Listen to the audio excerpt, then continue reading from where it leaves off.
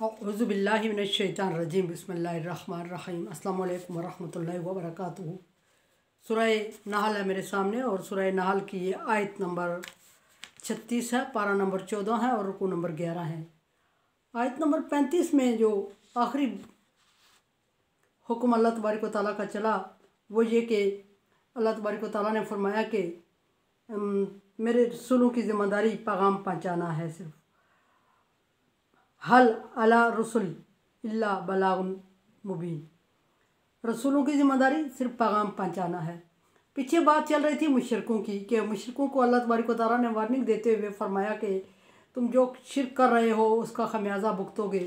और फिर वो शिरक भी उन्होंने अल्लाह तबारक व तआला के साथ जोड़ दिया कि अल्लाह तबारक व तआला अगर इसको बुरा समझते तो हमें रोक लेते, हमारे बाप दादा को रोक लेते। फिर ये कि जो वो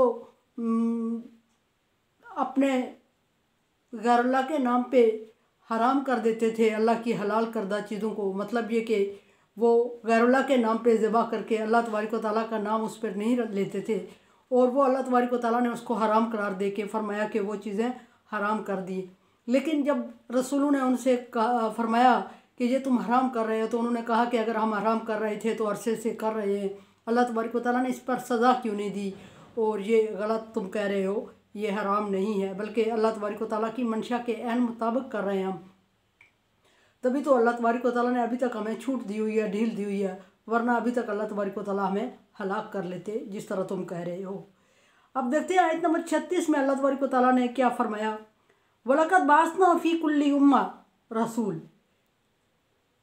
पीछे अल्लाह तबारक व तआला ने इसी के साथ फरमाया कि रसूल की ज़िम्मेदारी पैगाम पहुँचाना है सिर्फ, और यहाँ फरमाया कि हलाक कर देने का वक्त मुकर्रर है। और ये भी फरमाया मुश्रिकों पे अल्लाह तबारक व तआला अपना एहसान जितलाते हुए फरमा रहे हैं कि हर उम्मत के लिए मैंने रसूल भेजा और हर उम्मत के लिए मैंने अलग एक शरीयत नाज़िल की और किताबें नाज़िल फरमाई। और किताबें नाज़िल फरमाने के बाद रसूल भेजने के बाद दीन दिया, उसको दीन हक़ दिया, और हर दीन हक़ की जो इब्तिदा है वो तौहीद बारी ताला से हुई और हर दीन हक़ में शिरक की ममानियत फरमाई। और रसूलों की ज़िम्मेदारी लगा दी कि इन लोगों को हदायत के रास्ते पे ले आओ। लेकिन हर रसूल के उम्मती ने रसूल को जुटलाया और उन रसूलों की बात नहीं मानी और इसी तरह के दावे हिले बहाने करते रहे और अपने आप को सच साबित करते रहे। और फिर ये अब ये डिमांड कर दी कि अल्लाह तबारक व तआला अगर हम झूठे हैं तो अल्लाह तबारक व तआला हम पर अज़ाब नाज़िल क्यों नहीं फरमाते। तो अल्लाह तबारक व तआला ने वक्तन फ़क्तन ऐसी कौमों पे अज़ाब नाज़िल फरमाए जो कौमें अल्लाह तबारक व तआला के साथ शिरक करती रहीं और तौहीद बारी ताला पर यकीन नहीं करती रहीं। तो अल्लाह तबारक व तआला ने उन पर अज़ाब नाज़िल फरमाया और अज़ाब नाज़िल फरमाने के बाद उनको संभलने का टाइम मौका नहीं मिला। और लेकिन कुफ़ार की ये डिमांड थी कि अल्लाह तबारक व तआला हम पे अज़ाब नाज़िल करे, दुनिया में ऐसी हमारी पकड़ हो कि लोगों को पता चले कि हमने गलत किया, लोगों के सामने तमाशा बने हम और हमें भी समझ आए कि हमने गलत किया और अल्लाह तबारक व तआला हमें एहसास दिलाए कि हम गलत कर रहे हैं तो हम छोड़ देंगे। अल्लाह तबारक व तआला फरमा रहे हैं कि ये नई बात नहीं है नबी।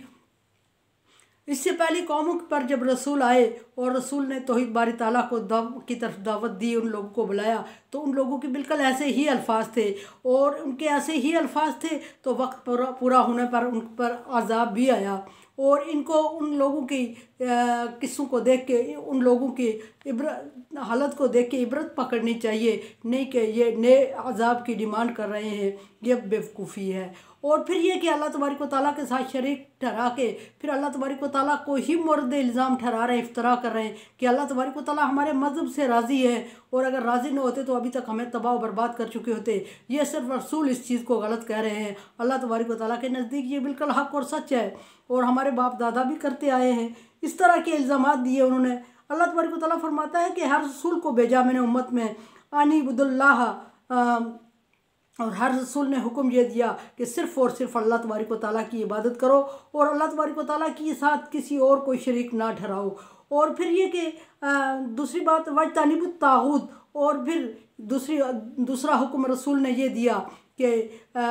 शैतानों से तागूत से, शैतानों से इज्तनाब करो। उनको अल्लाह तबारक व तआला के साथ ज़ात और सिफ़ात में बराबर ना समझो। उनकी पूजा मत करो। ये तुम्हें कुछ नहीं देने वाले, ये कुछ नहीं करने वाले, ये खुद कमज़ोर हैं और तुम इनकी पूजा कर रहे हो और अल्लाह तबारक व तआला के साथ शरीक ठहरा रहे हो। पीछे अल्लाह तबारक व तआला ने फरमाया कि एक मक्खी तक को पैदा नहीं कर सके ये, और अल्लाह तबारक व तआला जिसने पूरी कायनात पैदा की, ये इनको बेजान और मुर्दा चीज़ों को अल्लाह तबारक व तआला के साथ शरीक ठहरा रहे हैं। एक जगह अल्लाह तबारक व तआला ने फरमाया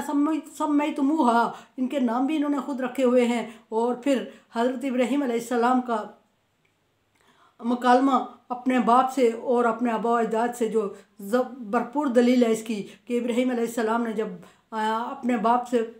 फरमाया कि आज़र से, बाज़ रवायात में आज़र इब्राहीम अलैहिस्सलाम के बाप, बाज़ के मुताबिक चाचा और बाज़ के मुताबिक दादा हैं, बहरहाल बाप हैं, ज़्यादा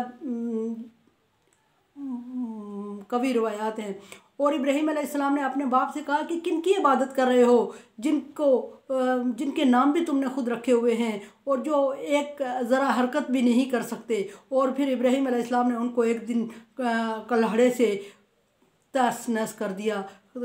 पीस पीस कर दिया और ढेर कर दिया। और जब वो लोग वापस आए तो उन्होंने कहा कि ये हमारे माबूदों के साथ इस तरह की हरकत किसने की है। और इर्द गिर्द के लोगों ने इब्राहीम अलैहिस्सलाम को नॉमिनेट किया कि वही माबूदों की मुखालफत करते हुए अक्सर सुने गए हैं और इनके ख़िलाफ़ बोलते हैं, उन्होंने किया होगा। और जब वक्त के बादशाह ने और बड़े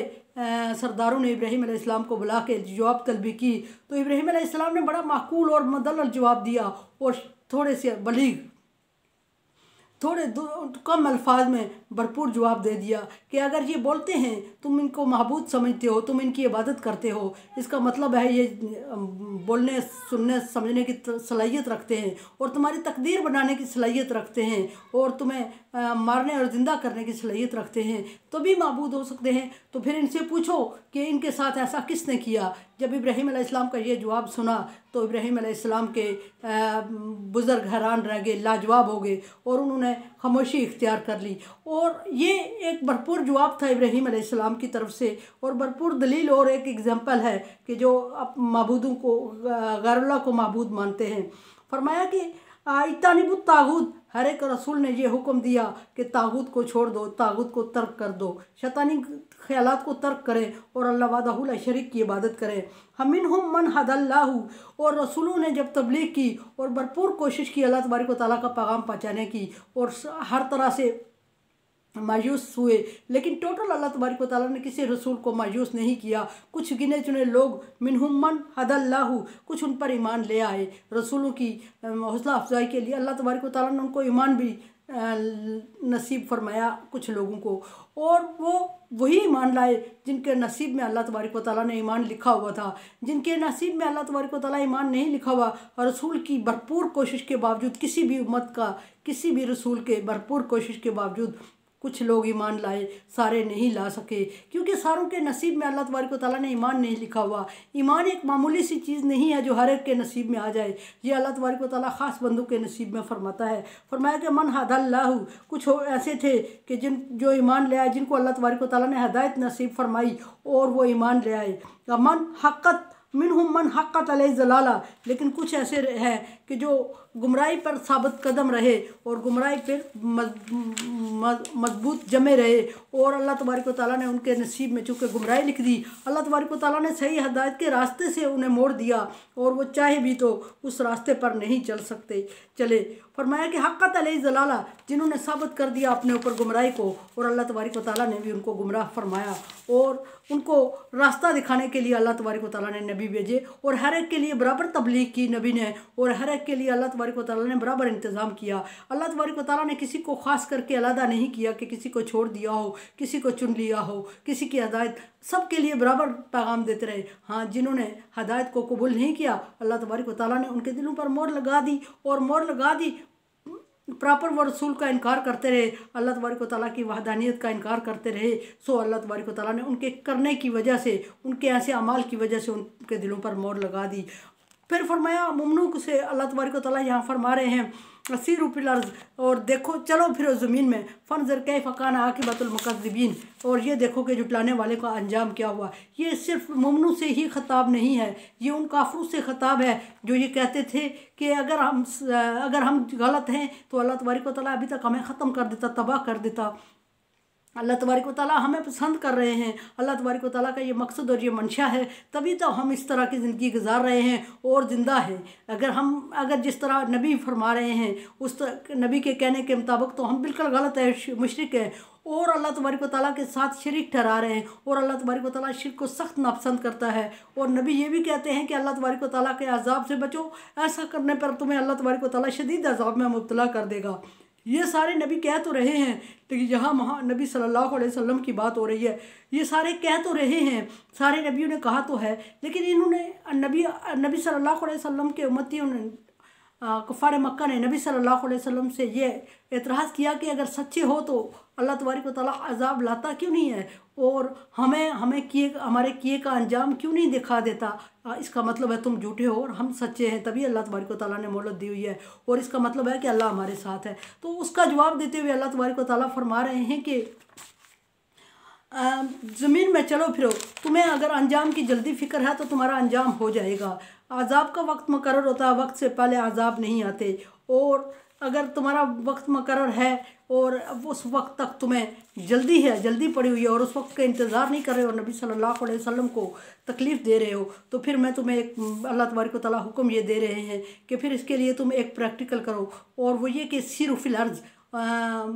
ज़मीन में चलो फिरो, घूमो फिरो, फ़नज़ुर कैफ़ कान आक़िबतुल मुकज़्ज़िबीन, और ये देख लो कि जो तुम्हारी तरह कर रहे थे, जुटला रहे थे नबियों को और अल्लाह तबारक व तआला के पैगाम को, तौहीद बारी ताला को और शरीयत को जुटला रहे थे, और वो उनकी मसालें जा बिखरी पड़ी हुई हैं, और तबाही के उनके जो आसार हैं वो मौजूद हैं, और उनको देखो और उनसे समझने की कोशिश करो और इबरत पकड़ो, और देखो कि ये कि अल्लाह तबारक व तआला उन्हें ऐसे ही अमाल की वजह से तबाह किया जिस तरह के अमाल तुम कर रहे हो। तो सब अल्लाह तबारक व तआला ने अगर उन्हें तबाह किया तो उनको देख के तुम भी इबरत पकड़ो, तबाही तुम्हारा मुकद्दर हो जाएगी अगर इसी तरह करते रहे। लेकिन वक्त से पहले अल्लाह तबारक व तआला ने अज़ाब नहीं नाज़िल फरमाया, और उस वक्त तक कुछ लोग तो ईमान ले आए, कुछ लोगों को अल्लाह तबारक व तआला ने, कुछ की औलादों में ईमान वाले पैदा हुए, और कुछ लोगों को अल्लाह तबारक व तआला ने हिदायत दी, और कुछ को अल्लाह तबारक व तआला ने फिर जो उस वक्त तक मुकर्रर वक्त पर तक अड़े रहे अपनी ज़िद पर और शिर्क पर जमे रहे, उनके लिए अल्लाह तबारक व तआला ने इबरतनाक अंजाम किया, और वो इबरतनाक अंजाम चल फिर के ज़मीन से देख लो, और उनकी बस्तियाँ उल्टी पड़ी हैं और तबाही और बर्बादी हुई है उनके लिए, और वो किसी काम के नहीं, मतलब ये कि उनके नाम और निशान तक मिट गए। मेरे चैनल को सब्सक्राइब करें और शेयर करें। अल्लाह हाफिज़।